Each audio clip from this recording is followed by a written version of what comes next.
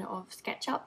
Now I'm going to do that horrible thing called perspective today. It's not as scary as it is, to be honest.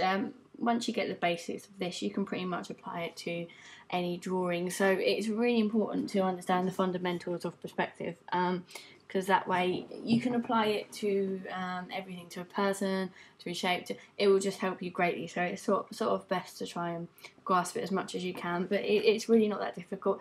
I'll try and do it as quickly and explain it as well as I can. If there are any problems or if you need any more explanation, then please just drop me a message. I can do some further ones. Today we're going to focus on 1 point perspective, and we'll give it a go and see how you guys feel about it. Now I've just got the normal preset, as we discussed in the other video, 6000 by 8000. I've done an additional layer for guidelines. It's just something that I do because once you've done your guidelines, you can actually add another layer and put your main lines and go around them, and then hide the guidelines layer rather than have to go around and rub out all of your sort of marker lines that you've got on there. But you'll see what I mean in a minute. So basically, perspective. Okay, it all sort of starts with a horizon line. Let me just do one of those for you. Now, a horizon line is sort of where the ground meets the sky.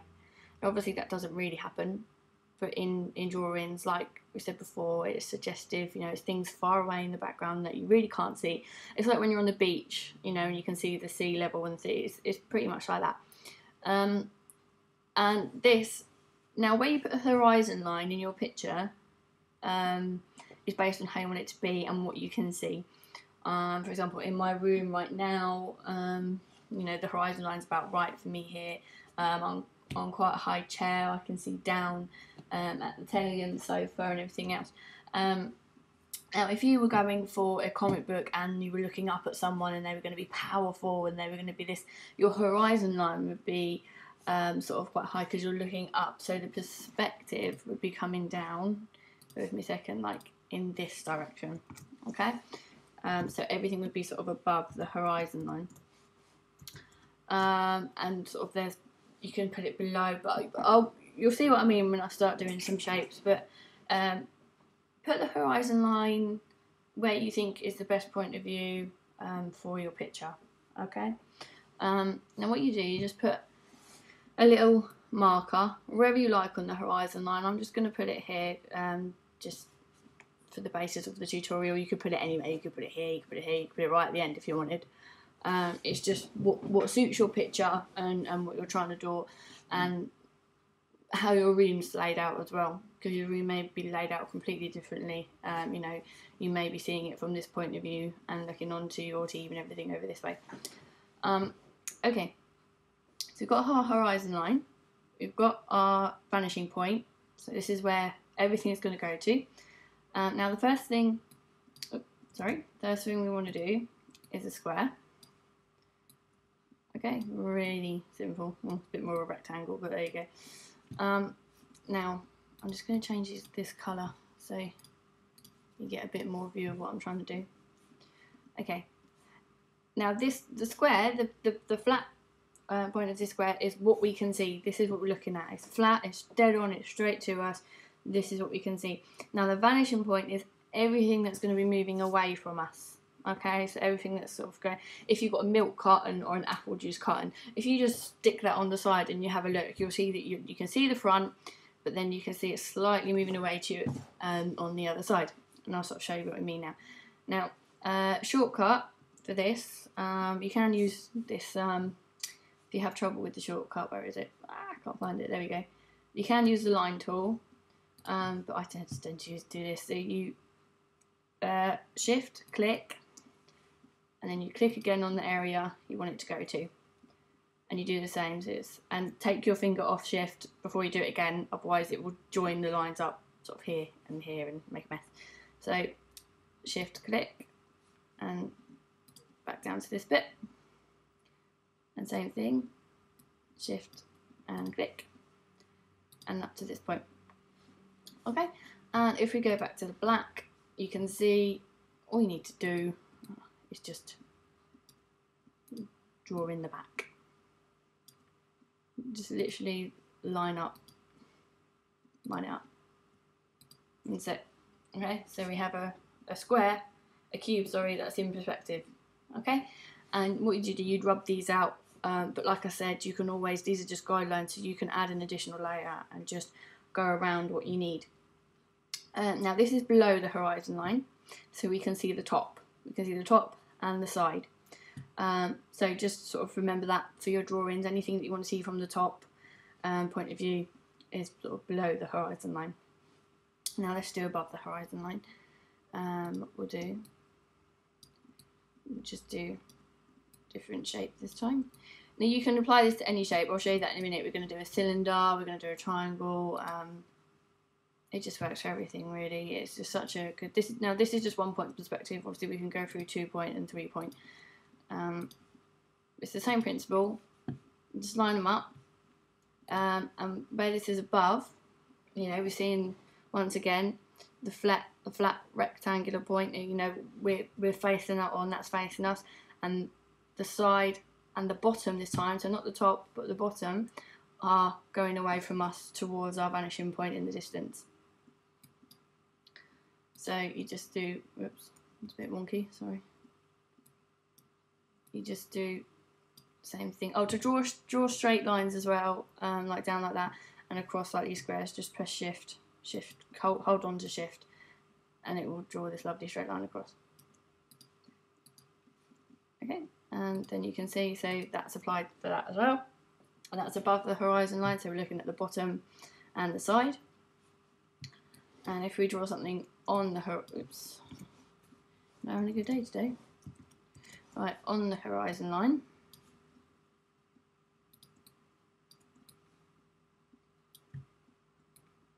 you can see we're going to be looking at this. We're looking at the flat once again. Now, obviously, powers of deduction, we're not going to see the top or the bottom because we're looking sort of central to the horizon line, so we're actually only going to see the side. Just take this green colour again. There you are. You can see already we're only going to have the side there for us. So if I were to fill these out again, you can see there, that's what we got. Okay. Now, so top of the horizon line, you're going to see the bottom of the side. Middle, you're only going to see one side. Obviously, if you had a vanishing point this way, you see the other side. And under the horizon line, you're going to see the top and the side. So I hope this is making sense so far. If it's not, I can redo this and try and explain it a bit better. But what we'll do, I'll just sort of show you that this can apply to any shape. Okay, I'm going to draw a dodgy triangle. Not quite isosceles, but there you go. Let's go back to this green. Same procedure, shift click to the vanishing point, shift click to the vanishing point. Now the lines going through each other are going to get all confusing. Don't worry about it, okay? Once you add another layer over here and you go through your main lines and you draw around all of these, if you want to, or you can just rub these out, then you're going to know. But if you do it in separate colours, so you do like the green for the guidelines or a blue or something like that, then you know exactly which ones you're going to rub out, and you do your black for your mains. And then literally do the same, just line them up, make sure it's the same. But if you shift click, it's always going to make that straight anyway. This could be like a Toblerone box or something. Love Toblerone. And the same does apply to circles as well. Now, I cannot draw a circle freehand. I'm just going to embarrass myself if I try. So what we're going to do, if I can find my shapes, where have they gone? There. I'm going to draw an ellipse because I can't do it. Okay. And what's going to happen if I try and draw on this? It's going to say this shape layer must be rasterized before proceeding. Basically, it won't let you draw on it because it's currently as a vector. So just press OK.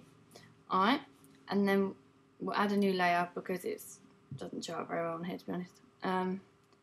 and you do the same thing, okay, just to the sides of this sphere. Circle, even, sorry.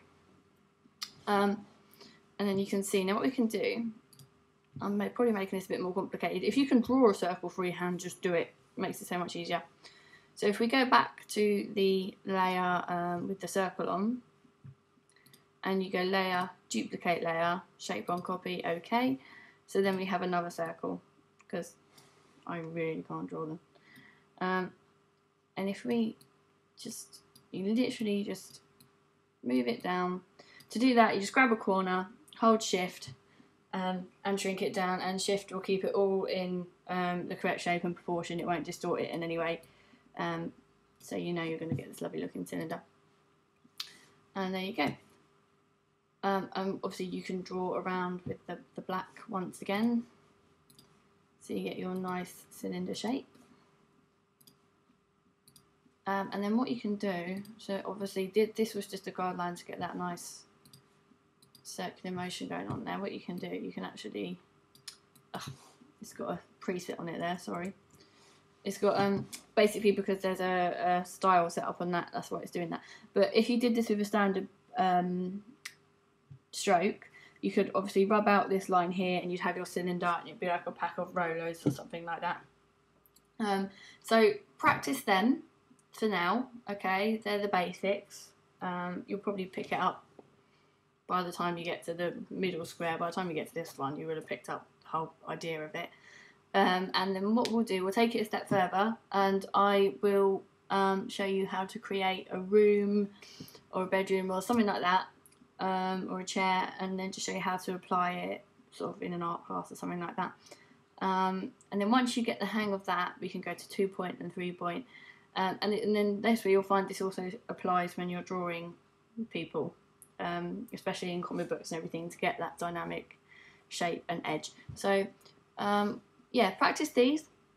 If you have any problems, drop me a message on YouTube or Tomb forums or wherever, and I'll give it an answer. If I can explain it a little bit more, or if something's not very clear, I can do a second video for you on that. But I hope this makes sense for you, and I shall see you again soon. Okay, thanks guys, bye.